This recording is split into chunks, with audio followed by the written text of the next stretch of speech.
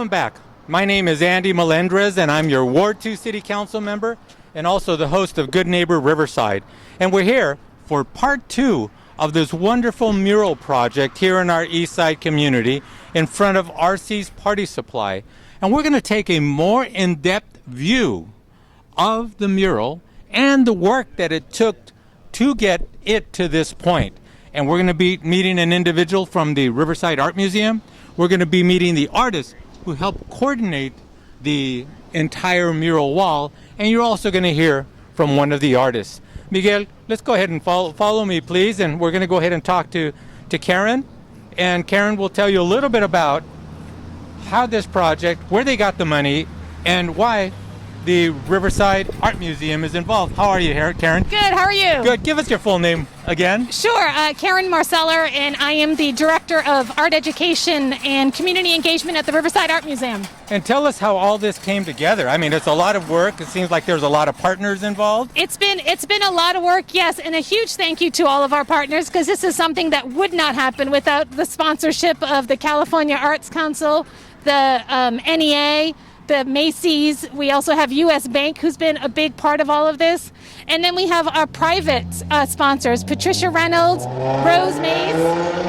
You're okay, go ahead. Rose Mays and the Loverages, they've been a huge support as well as... We do no editing here, okay? As well as the Rotary Club. And without all of them, this is a project that would not happen with having to facilitate all of our meetings in the community, and then just everything having to do with the mural right now, where, we just bought supplies and we're looking at, having to purchase, the high ladders or different things like that to really get this going, and that all takes funds. Yeah. And also the small business. I mean, they've offered up the entire wall. Absolutely. Arcis has been amazing through all of this. The owner, Aldo, has been supportive.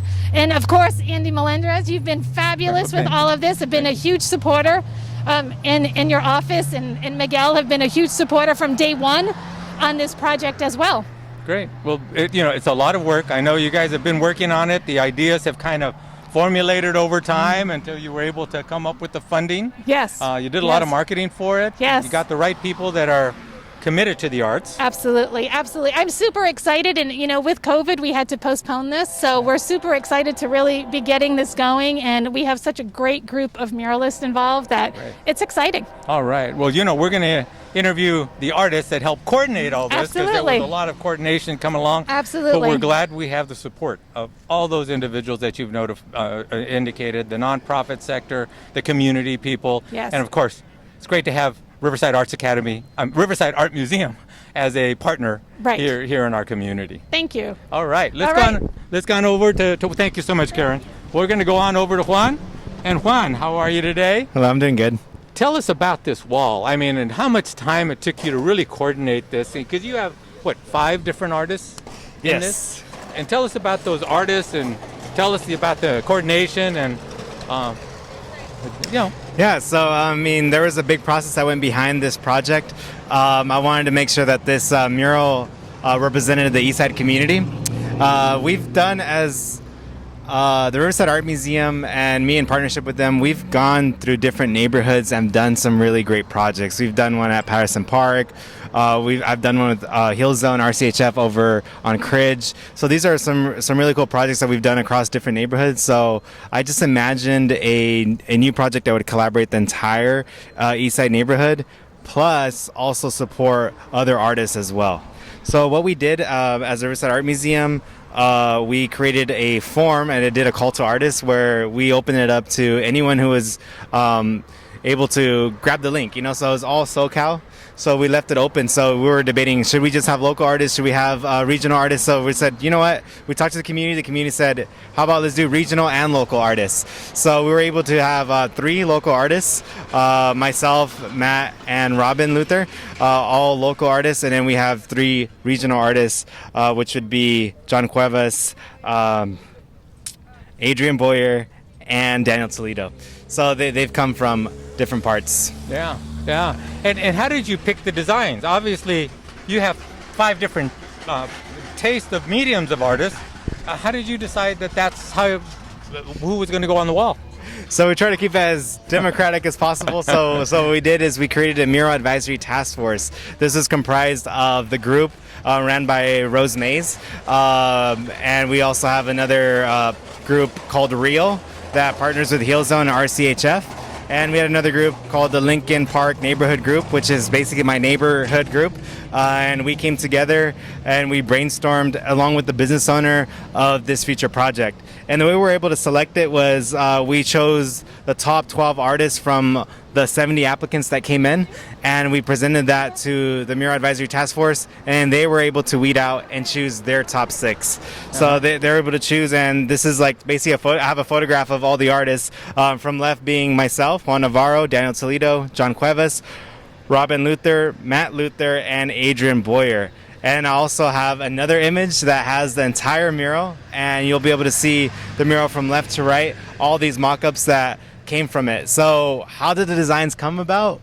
Well, the answer would be using the themes that the East Side chose. And these themes are unity, peace, harmony, multicultural appreciation, and family celebrations across cultures. Yeah. You know, I will tell you, the amount of coordination that was required to put this together was absolutely amazing, and putting the thoughts and making sure that the entire community was involved, both locally and regionally. So thank you so much for all the work that you've done. Some of the pictures, or some of the artists, are going to be pictured at the end of this video, and you'll also get a chance to see the conceptual idea of the entire wall at the end of the video. So stay till the very end. Great. Yeah, so we appreciate you, Andy, who's also been a big supporter of this project and the arts in the East Side as well. So we appreciate his work in our community, and the community and the artists are also grateful for all the work that they do as well. Great. All right. Well, thank you so much, Juan.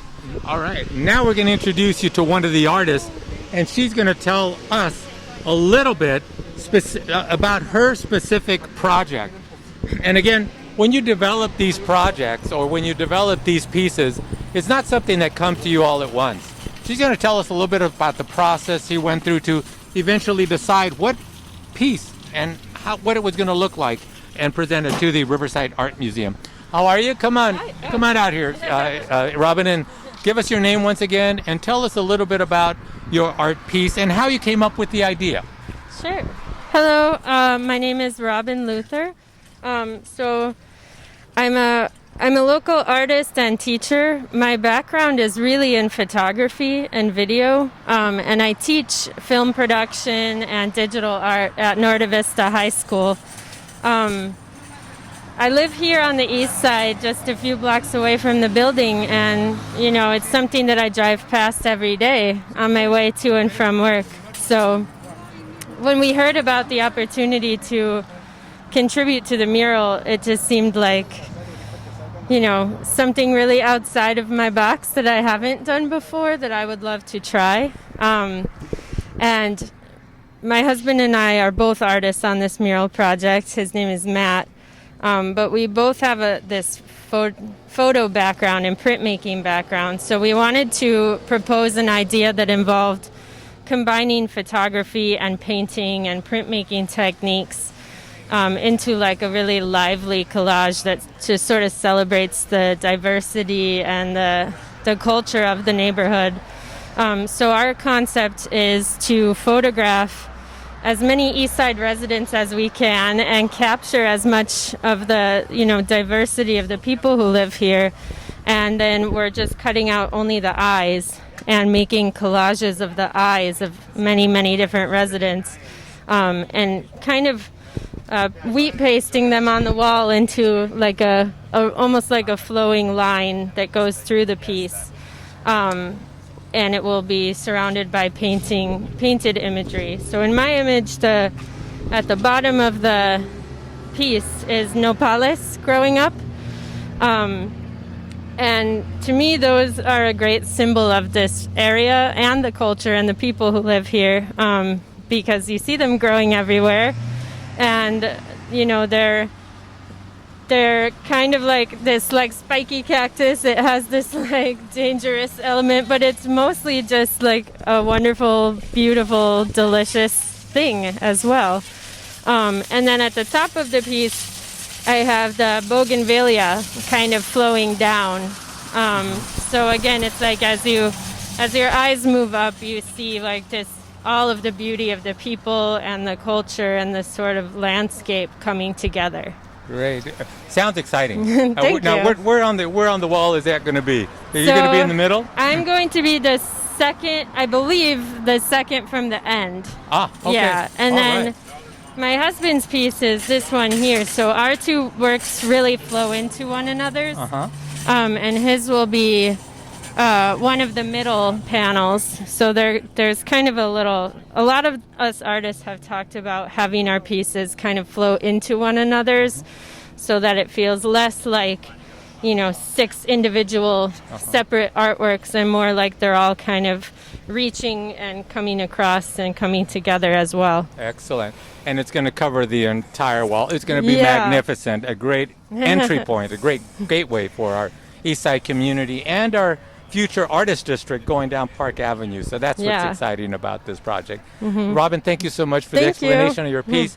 Again, if people want to come out and watch, they can come out and watch, right? Yeah, we're starting this weekend. We'll be out here in the evenings for the first couple of days since it's going to be so hot, and then for at least the next 2 weeks we'll be out here working. Somebody will be here every day. We might not all be here at the same time. Yeah. But yeah, we'll be out here and we're certainly welcoming people to come and see what we're doing and ask questions. Great. All right. Well, East Side resident, Yes. you pass by here all the time.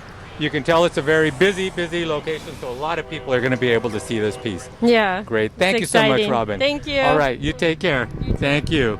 Well, there you have it. This is going to be wonderful for our East Side community, a great gateway project coming in out of downtown. It's going to connect with our artist district that we are planning down Park Avenue, and a wonderful construction of our apartment units, 80 to 90 units that you see in the vacant lot behind us. Again, in the workings right now.